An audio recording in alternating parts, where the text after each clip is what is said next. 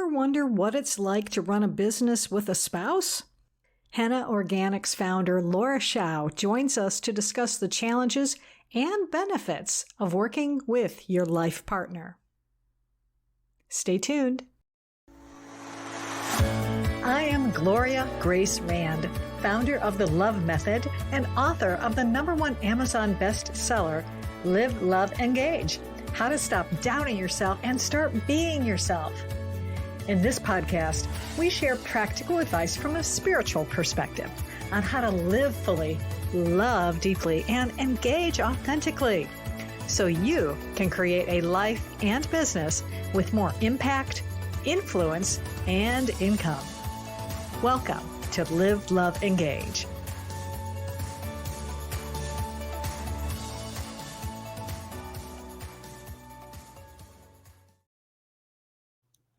Namaste. Growing a business is no easy task.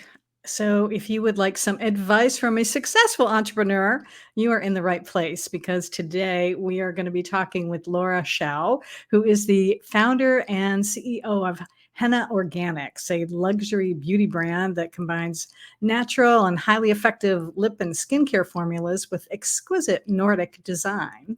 But before I bring her in, I just want to welcome you to the podcast. And if this is your first time here, I am Gloria Grace. I support women business owners and strengthening their spiritual connections so you can create a life and business that's both prosperous and deeply gratifying.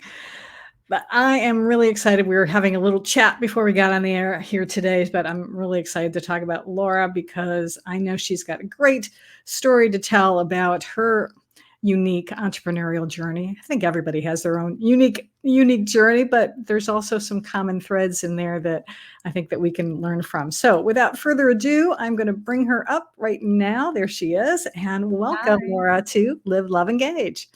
Hi, thank you for having me. Happy Wednesday. I know we were joking before we went live that I don't know what the day of the week is sometimes when I have a toddler, but today I did know that it was Wednesday. So Absolutely. Yeah. And we are live on social media. But of course, if you're listening to this now on your favorite podcast platform, it's probably Tuesday, because that's when that's when it goes out. So see, you never know what day it is. Yeah. It's all good. So I was mentioning that I always like to start our podcast with going a little bit into the background of our guests and finding out their journey. So I know that you've got a good story to tell about. Oh my goodness, my light just fell over. Well, I'm gonna go ahead and let you share, and then I'll fix it while I'm on you. So yeah, tell us a little bit about your story and how you got to become a founder of a skincare product company. Yeah. Well, it's definitely a little bit of an unconventional background story, I guess I'd like to say. I don't originally come from the beauty industry, actually far from it. But it was kind of a combination, I always say, of a little bit of inspiration and desperation. So my husband, who is Swedish, initially I actually moved to Sweden to be with him after I finished college. And I think just moving there initially the wheels started turning, because at that time I had just recently become a lot more interested. I discovered a lot more about just ingredients, everything from the food that I was eating to the ingredients in the products I was using. So it was something that I would already started becoming very passionate about. And then this is back in 2010. And when we moved to Sweden, I noticed even in Sweden at that time, they just had more natural options than we did back in the States. And I was very young at the time. I was in my early 20s. And of course, I started thinking, oh, wouldn't it be great if I could launch my own products? And it was a great idea, but definitely seemed like a bit of a pipe dream at that time. I didn't have the money, the credentials, the experience, whatever you want to call it. Didn't have any of that. So kind of put it on the back burner. And I thought, maybe in a couple decades, when I've earned my stripes, when I saved up enough money, this is something I could do. And then fast forward a handful of years later, we had been living in a few other places, a few other countries, kind of bounced around for a little bit.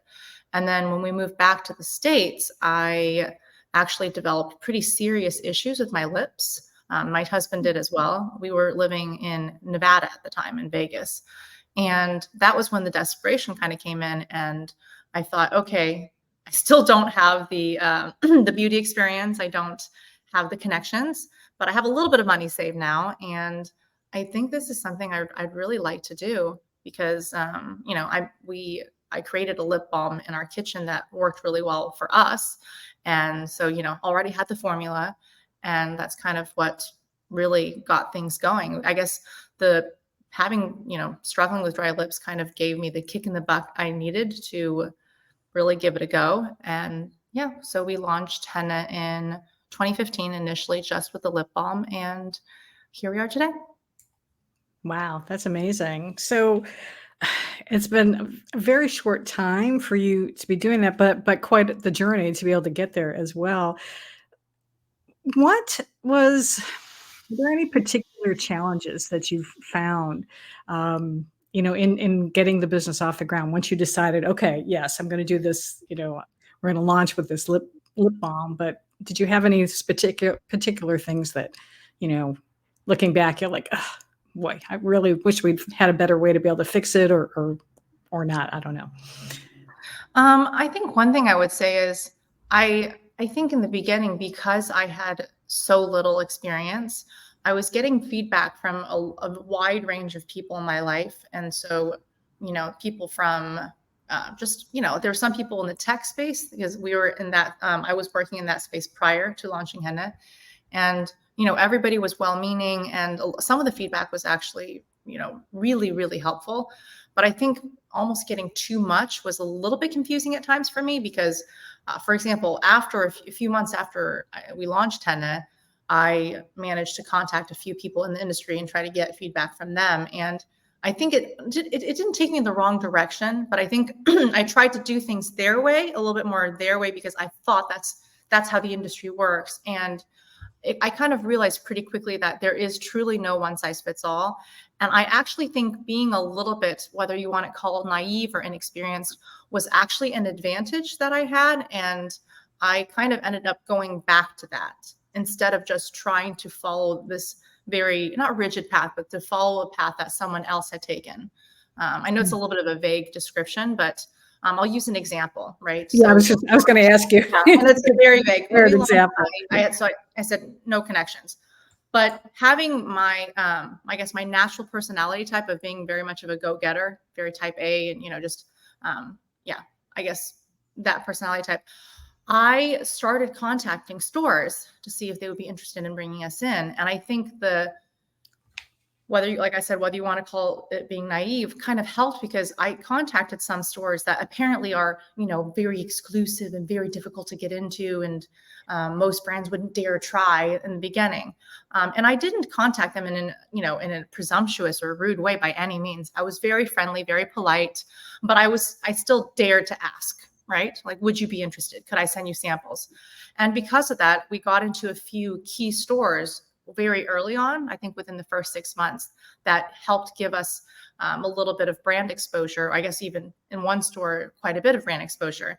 And I don't think that would have happened had I followed some of the advice of a few people that I asked who, like I said, were well-meaning, but they were simply telling me how it worked for them, right? And in their eyes, this is what you do. This is like a step-by-step process. You don't contact these kind of stores until you've reached this level of brand awareness, sales, et cetera. And it's not always the case. And if I had followed that, I think it would have hurt Henne quite a bit and definitely kept me from growing, I would say a decent amount, especially the first 2 years, because I almost exclusively did sales myself the first 2 years. And another thing, and I wouldn't even call this a mistake because I'm glad I did it, was I hired a sales rep very early on because I was told like, oh, you don't need to do your sales yourself. Like, no, you hire a sales rep. You're not well-versed in sales. You don't have a sales background. True, I didn't. I studied journalism, broadcast journalism.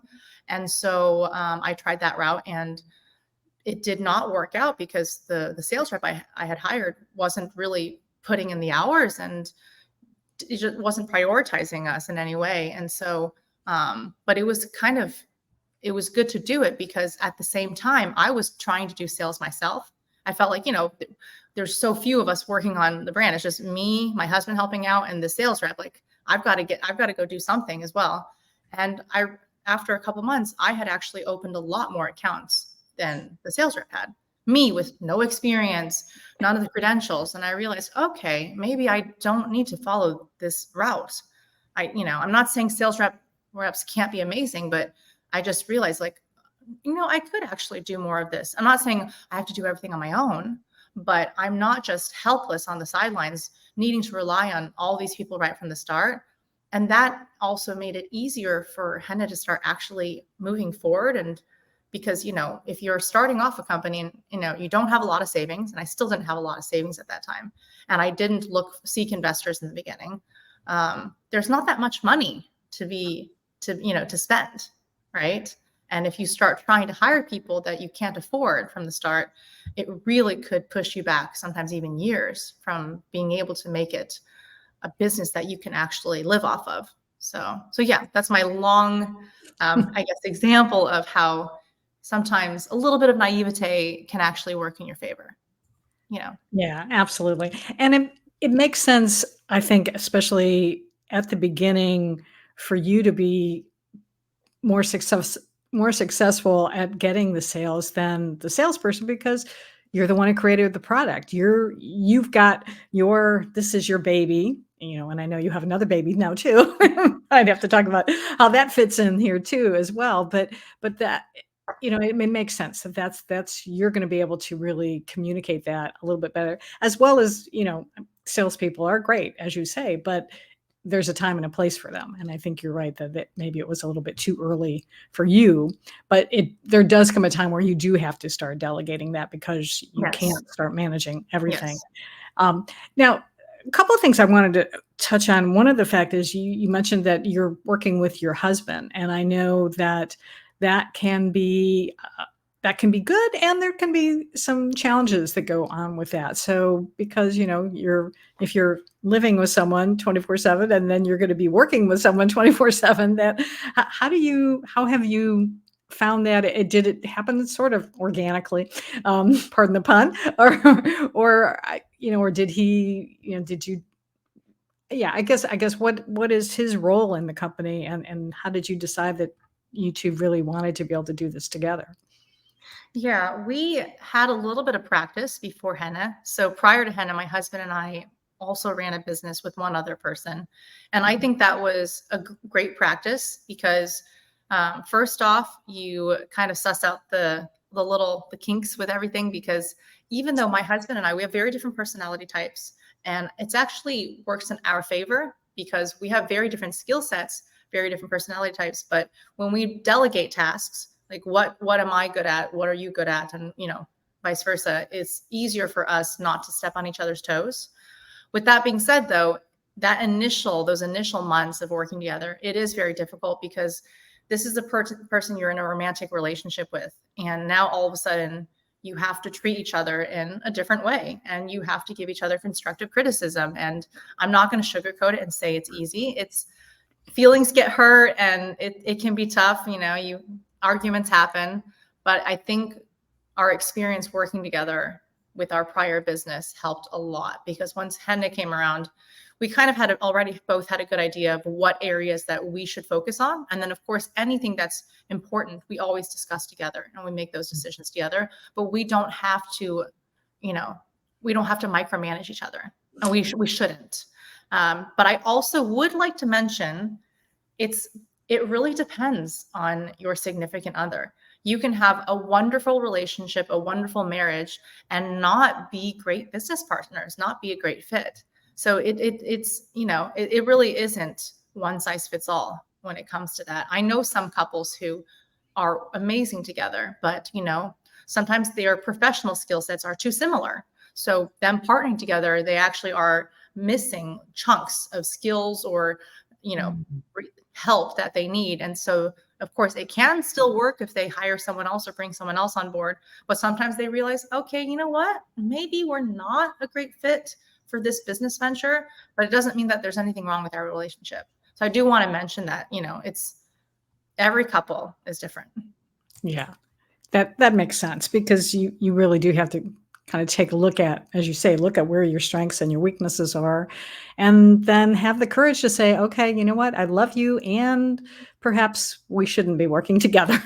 Maybe we can, Yeah. let's just keep it this way. Or maybe, hey, this is great. Isn't it wonderful that we can do that?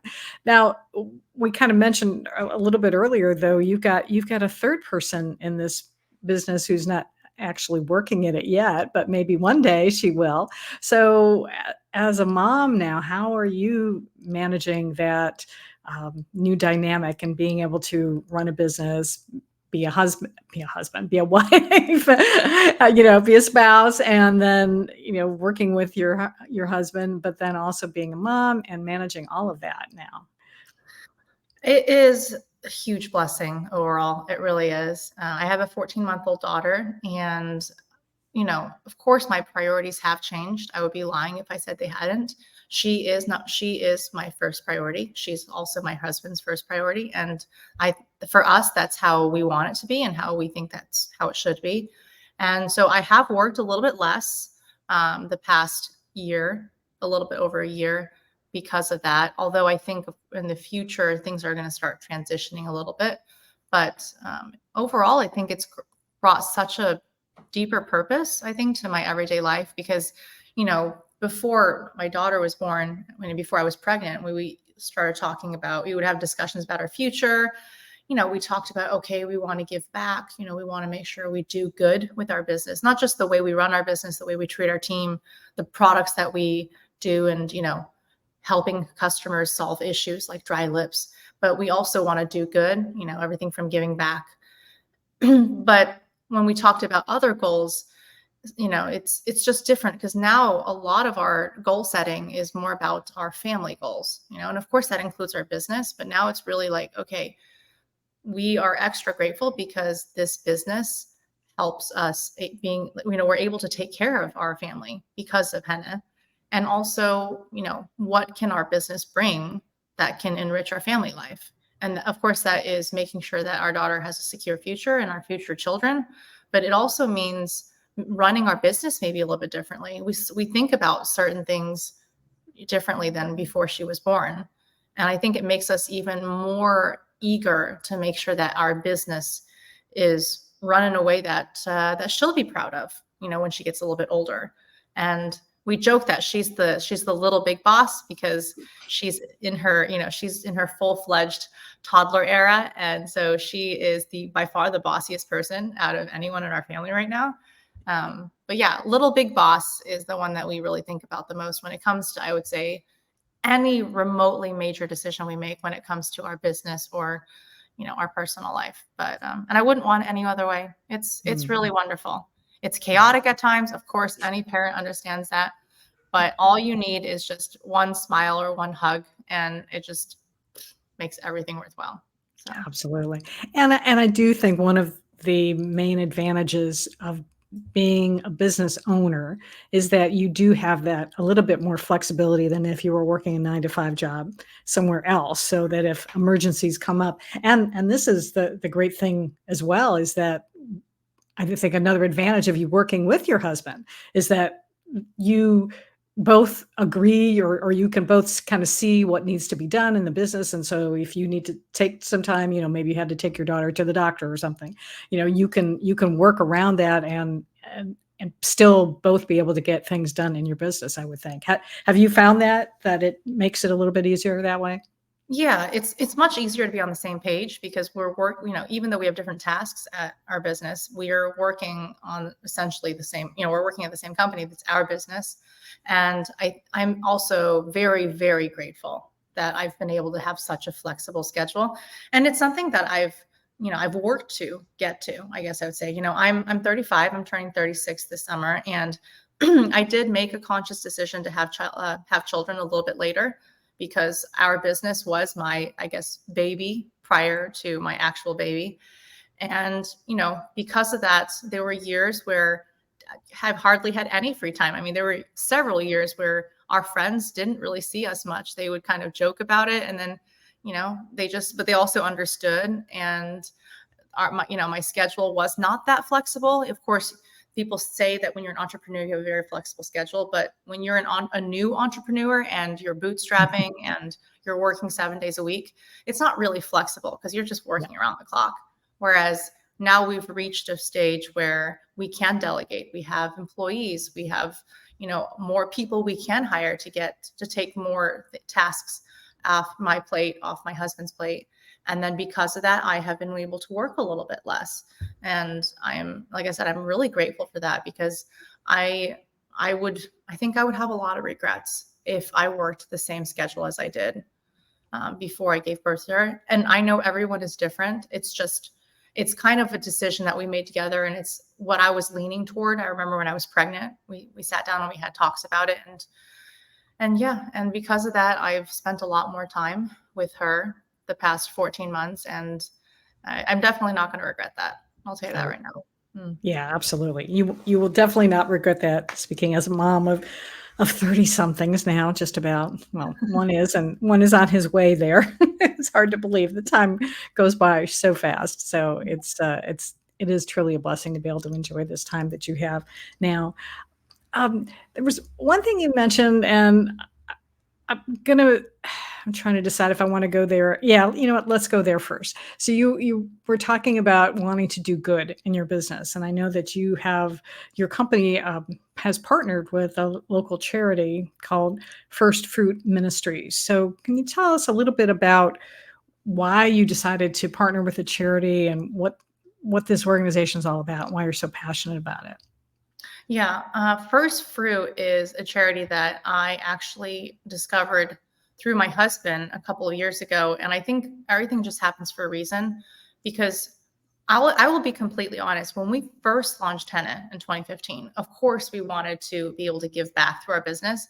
But at that time, we were literally not making any money. And not only could we not pay ourselves, but I mean, every penny that that we made was definitely going back to our business. Plus, we were taking money from our side jobs that we were doing to put back into our business. But we always knew this was something we wanted to do. But fast forward a few years after that, when we were back previously in Vegas, we actually tried to partner with a nonprofit that was a pretty big one. And they do great work, but I think us being a little bit maybe on the smaller side, they weren't that interested in partnering with us. I think maybe they thought the money wasn't enough. I don't know. And I remember being a little bit disappointed with that, because maybe it's naivete, I don't know, but I just thought that it would be easier to partner with a certain, a nonprofit or charities. And the thing is, it isn't difficult. And I learned that through First Fruit. When you find the right charity to partner with, it isn't a difficult thing. It's actually a beautiful partnership, because they are, so First Fruit, they are doing fantastic work in our community. And so they do everything from helping feed the community, helping people who are homeless to get them off the streets. And then one area that they specialize in, which I'm probably the most passionate about, is not just helping victims of human trafficking, but actually helping rescue them. So they are actually a part of that process. And, it's every city, most towns, it's kind of this dark underbelly. And it's kind of the elephant in the room where people don't want to talk about it, but it exists in almost every community. And unfortunately, most of the time, it involves primarily women and children. And that's a sad fact. And I think, not just being a woman myself, but being a mother, it really hits close to home, because just through them, I've learned so much of, for example, I could go on about this forever, so I'll try to keep it a little bit shorter, but people oftentimes think that it doesn't affect you. Like, oh, I live in the suburbs, or I live in I live in a safe area. This is not going to affect my family. This is not going to affect my children. I feel sorry for the families it does affect. But first, that is actually not true. I've learned through them that a lot of these children, especially who become victims of human trafficking, they're not just simply runaways who come from, a tougher background. Some of them come from, more comfortable, I guess, means, and they get targeted through social media. There's other ways that, these traffickers can get to your children or get to your family members. It's not always children. Sometimes it's, women. And of course, sometimes it's men as well, but primarily women and children. And so it's just they're doing phenomenal work, and they are really a charity that walks the walk.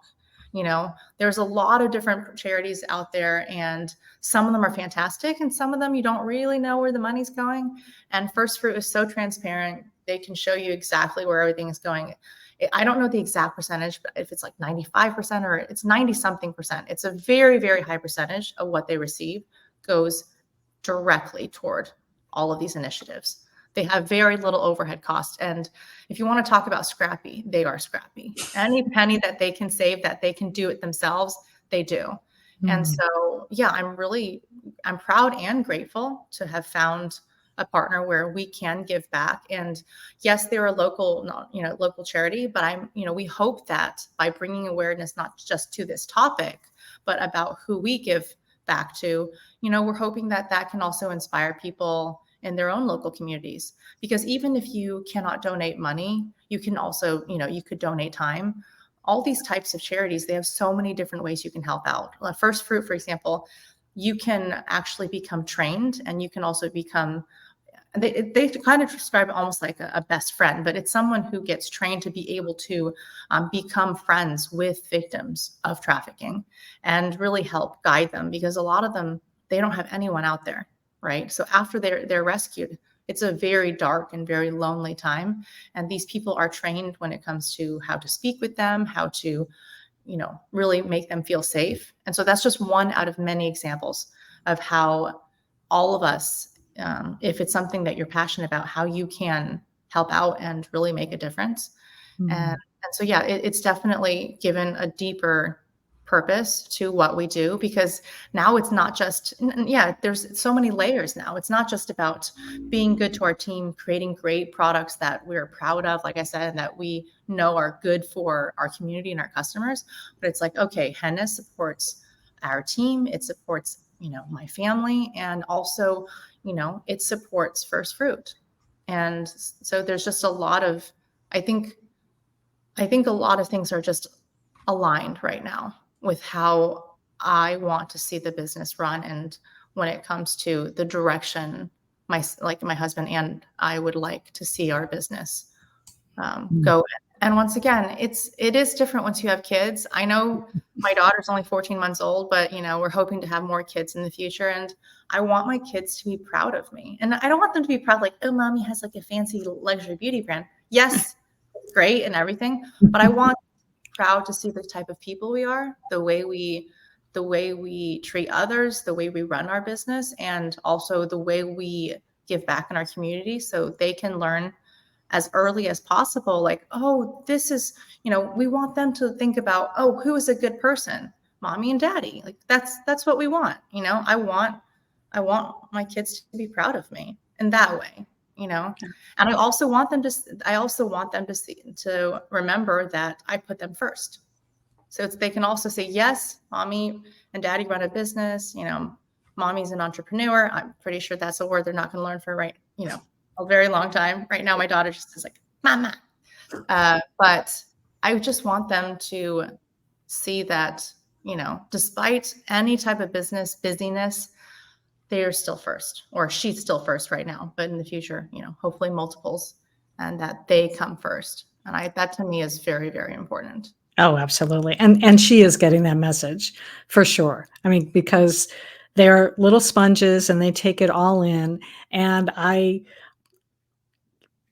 like to think that one of the reasons my daughter is an entrepreneur today is because she saw me, starting the business, and she also learned the things that mom didn't do well, and she has done them better. So so I felt I was a teacher in that respect. She's learned and has done very well in her business. So That's great. I'm glad for that. So I know your daughter, whatever she decides to do, she's getting the good lessons right now. And I'm sure you're such a proud mama, because when you have kids, everything about them makes you proud. My daughter started walking backwards 2 days ago. I wrote that down.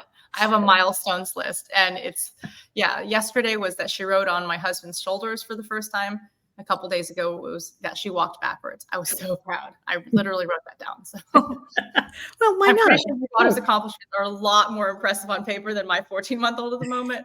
But I just meant more that, you just get so proud of them, right? Anything they do, just existing is just the pride.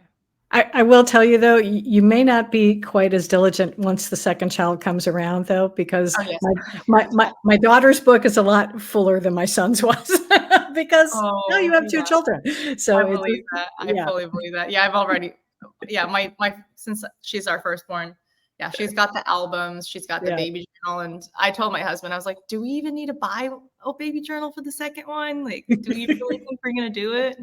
Like, we'll yeah, try, but yeah, yeah." exactly. Yeah, yeah, give it a try. Give it a try.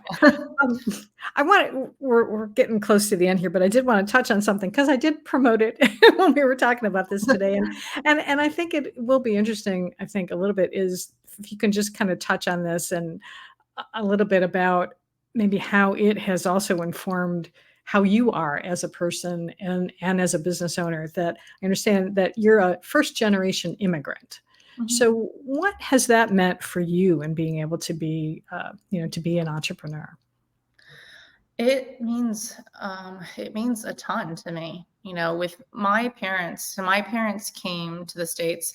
I I guess, well, they came one at a time. First, my dad came. My mom came about a year later because my dad had to save up to get a plane ticket for her. And then I came here when I was about 2.5. And so, because of my parents' background, they immigrated here from China. And they were very poor when they were growing up, especially my dad. When I say poor, I mean, think about it being a privilege to eat meat or eat eggs and that was Mm, usually special occasions. Sometimes it was only during birthdays. So, grew up very impoverished. And because of that background, I'm not, I'm not surprised, but they were not super supportive of me being an entrepreneur in the beginning when I told them, because coming from that type of scarcity, they of course hoped that their daughter would pick something safer, stability, safety. And I fully understand that. And because of the environment that I was raised in, and because I did not have to suffer to remotely the same extent that they did, it afforded me the opportunities to think about even potentially wanting to take those type of quote unquote risks. And fast forward now, of course, they were supportive overall. I mean, maybe they were just more concerned in the beginning, but these days, my parents are, they're so happy for me and proud, of course. And they think it's amazing that the risks that they took and the hardships that they went through really paid off. And I don't think even if I did not become an entrepreneur, I don't think that they would feel like it didn't pay off for them.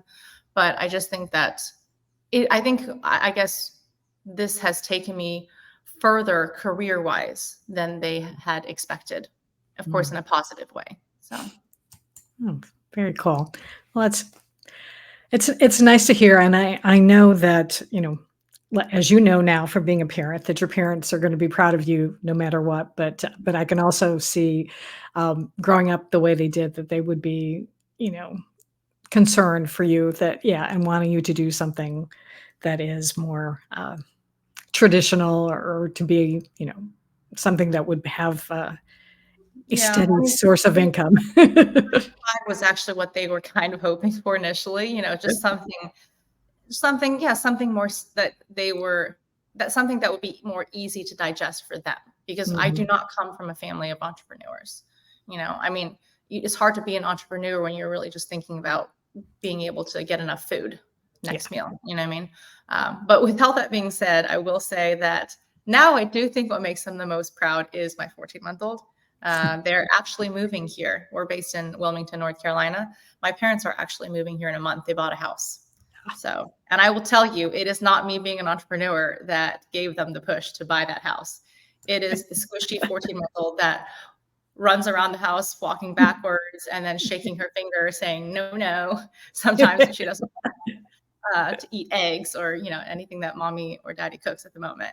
But that's their pride and joy. Of course. Obsessed. Yes, Yes. obsessed. And also Absolutely. she's the only one so far. So it's like Yeah. next level. She's like, oh, now she's got two houses. I'm like, okay, let's not get her. Yeah, let's teach her to be a little bit grounded. It's your house that she's going to visit. She doesn't own two houses. She's already a little boss. So let's, yeah, we got to keep her humble. Yeah, Absolutely. yeah, they're very proud, and we're so excited that they're going to be here in about a month Awesome. and a half. Like, just we don't have any family here because my husband is Mhm. Swedish and his family lives in Sweden, and Mhm. most of my family's back in China. So it's nice that my parents are moving down from Kansas City very soon, and we'll actually have family just, a short drive away. It's going to be amazing. Oh, I'm sure you're going to enjoy that. And it'll be great for you and your husband too, because now you can, we used to call it going out on our hot date, date night when grandparents could babysit. So, because that is so important that you do need to still have time for yourselves. Yeah. Right now, our date night is grabbing a coffee from 9:30 a.m. to 10:30 a.m. once a week. Usually not once a week because something comes up. Yeah. So my parents are very encouraging of that. They're like, once we get here, you guys can go out to dinner and, all those things. So I'm not going to lie, we are looking forward to a bit more, of those things. But absolutely. Yeah. Well, very good. Well, we could be talking for hours and hours, I think, and 'cause there's so much more, and maybe we'll have to have you back on the show at some point, possibly, because there's so much I want to delve into with you. But I so appreciate your time and being here with us today. I really appreciate it. And if someone listening wants to know more about your products and wants to learn more about it, how can people find out about you? Where can they do that? The easiest way would be our website, and I'll spell it out for you because I know our brand name's a little bit hard to understand. So it's HenneOrganics, so henneorganics.com. And you can also find us on social media. We're probably the most active on Instagram, so instagram.com/henneorganics. And yeah, those are the two main places. And I'd love for people to take a peek and discover us. And we've got also, by the way, very cute little video on our About page that we recently launched that features my daughter, AKA I call her Squishy because she's still got all her cute little roles, but she does make a little cameo in there if people are curious what I'm talking about. But yeah, those are the best places to find us. And thank you so much for having me on today. It's been a really fun chat. Well, I'm glad that you were here, and I will have all of that information in the show notes for folks. So again, thank you so much, and look forward to seeing your company grow and seeing your daughter grow, and continued success for you. Thank you so much. And I do want to also thank all of you for watching and for listening. And I encourage you to make sure that you are subscribed on your favorite podcast platform or on YouTube at Gloria Grace Rand. And until next time, I want you all, encourage you to do is to go out and live fully, love deeply, and engage authentically.